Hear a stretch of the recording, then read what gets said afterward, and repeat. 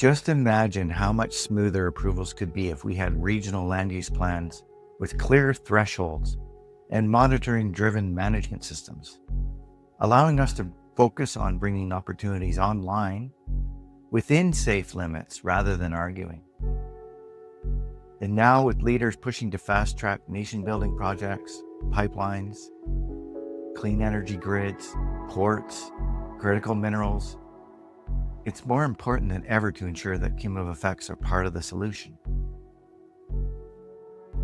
And this is what keeps me up at night. Augustine Louis Cauchy from the 7 General Physics Lessons shares with us, the search for truth must be the ultimate goal of any science. So I've been away from home in the last couple of months as a conference speaker and session leader in Calgary, Alberta, Canada at the Canadian Institute Symposium, Bologna, Italy at the International Association for Impact Assessment 2025 conference, and then most recently in Vancouver, Canada at the Indigenous Centre for Cumulative Effects National Conference. And across the world, I've been hearing a simple question. What are cumulative effects? The answers to that seem as diverse as the cultures and geographies I've been a guest in, on what has amounted to a bit of a speaking tour.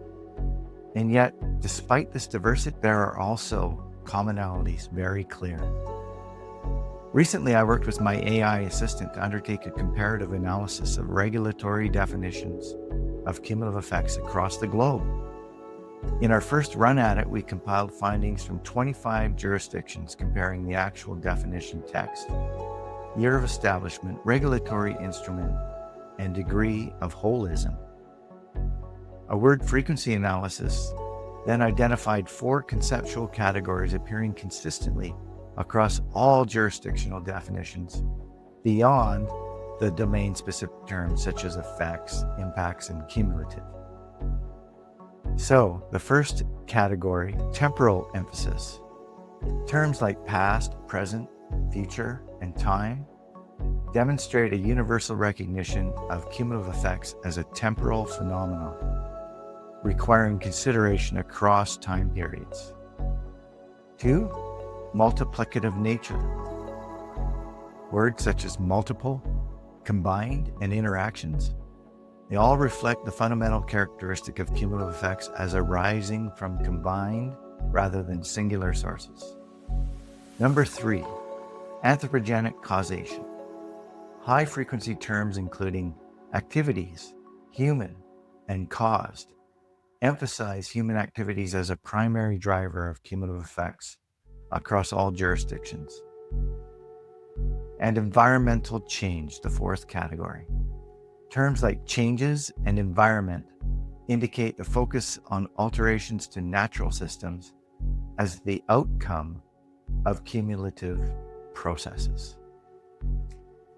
In my opinion, those first 2, temporal emphasis and multiplicative nature, they align with a holistic awareness. The second 2, just simply anthropogenic causation and only looking at environmental change, they exclude primary changes and change agents. Look, I gotta wonder, is it prudent to ignore cumulative atmospheric, for example, climate change, wildfire, tornadoes, or non-human biophysical change agents? Think of COVID-19. Is it wise to ignore cumulative social and economic outcomes? Which brings me back to a question that sometimes keeps me up at night. What is the purpose of regulatory cumulative effects assessments? So this is my ask of you. Please share with me in the comments what you think is the purpose of regulatory cumulative effects assessments. Now I'm working on a product for you, the CFX Playbook, how to win using holistic cumulative effects scenario planning for structured decision making. You can learn more by subscribing here or following along at barryjwilson.com.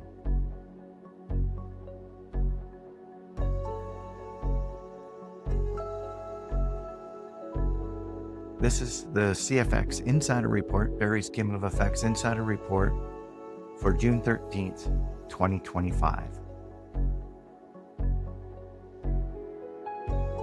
This week's word of the week, the CFX word of the week, is significance. And the Oxford English Dictionary says that's the quality of being worthy of attention, importance. And significance is a key determinant in cumulative effects assessment. So how can cumulative effects be a part of fast-tracking projects? Canadian Prime Minister Mark Carney and Canada's Premier seem united right now in their intent to fast-track nation-building projects, including pipelines, clean energy grids, ports, critical mineral developments, all to strengthen Canada's autonomy, resilience, and economic growth. And it's been reported that Canada is preparing legislation to establish a new federal project office that will streamline approvals, aiming to cut the regulatory timeline from 5 years down to 2 for projects that are deemed in the national interest. And while a specific list of projects is still being finalized, the premiers and the Prime Minister emphasize that Indigenous consultation, environmental standards, and robust partnerships are key for any accelerated process. Well, here's what I'm thinking. Imagine how much easier it would be if we had regional land use plans that identified key priorities, minimum and maximum thresholds of concurrent and cumulative activities, in the context of having considered the outcomes, those cumulative effects of human land use, natural disturbance, and climate change over meaningful time and space. Imagine how great it would be to focus our attention on opportunities for green-lighting development within those limits, and then not wasting time arguing or litigating over trade-offs, jurisdiction, and who's got power. Imagine how much faster we could respond to the current economic conditions we find ourselves in now. I've been advocating for 30 years now that the establishment of regional land use frameworks with thresholds and monitoring-driven management response systems are the key to unlocking prosperity by caring for the earth. And this has been my mantra and the foundation of the CFX conference series. Now, in a recent op-ed in the Vancouver Sun, Simon Fraser University professor, aquatic ecology and conservation, Liber Arrow Chair of Coastal Science and Management, Jonathan Moore, recommended that the BC government should support and empower regional planning processes. There are various new and ongoing planning processes that work with local rights holders and other groups to incorporate local values and priorities, to identify opportunities and limits for industry. Local people may want more or less stringent regulations than the provincial thresholds. And there is an opportunity to increase investment and authority of land use planning processes that supersede provincial guidelines. Exactly. Now this week, at the 2025 G7 leaders meeting in Kananaskis, I hope that cumulative effects will be on the agenda. One thing I noticed from their plan is that they're looking at international peace and security to global economic stability and growth, to the digital transition, today's global challenges, and opportunities requiring working together to find shared solutions. Will they think better than the short-term economic priorities of their election cycles? I'm always saying that cumulative effects can be both positive and negative, unlike the typical regulatory definition that gets focused just on the downside. Report this week on the Line 5 tunnel. The U.S. Army Corps of Engineers draft environmental impact statement for the Line 5 tunnel project in Michigan's Strait of Mackinac that took 5 years to complete has been released this week. The tunnel, proposed by Enbridge, aims to replace an aging pipeline with a newer, safer underground conduit, reducing the risk of a catastrophic oil spill from anchor strikes, which has been a long-standing environmental potential nightmare for the Great Lakes because the existing pipe simply lays on the bottom of the lake. The draft report, which is open for public comment till June 30th, 2025, acknowledges both the positive and the negative cumulative effects that could ripple across the region from this project.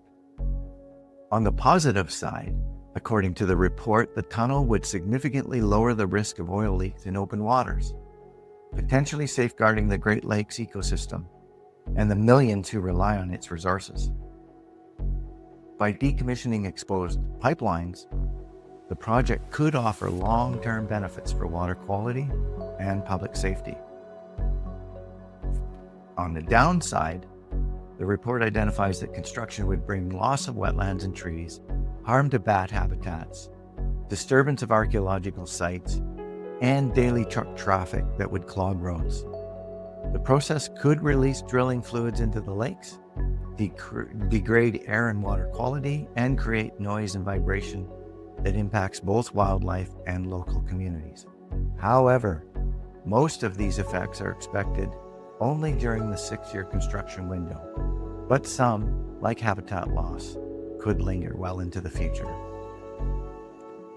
One thing I noticed is the report outlines clear risks and benefits, but it also highlights that certain long-term or indirect impacts, such as climate change, might interact with new infrastructure and are not reasonably foreseeable.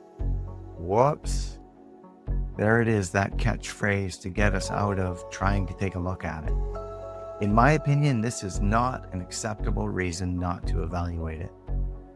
It would be pretty straightforward to run sensitivity analysis to test what would be the implications should climate change happen.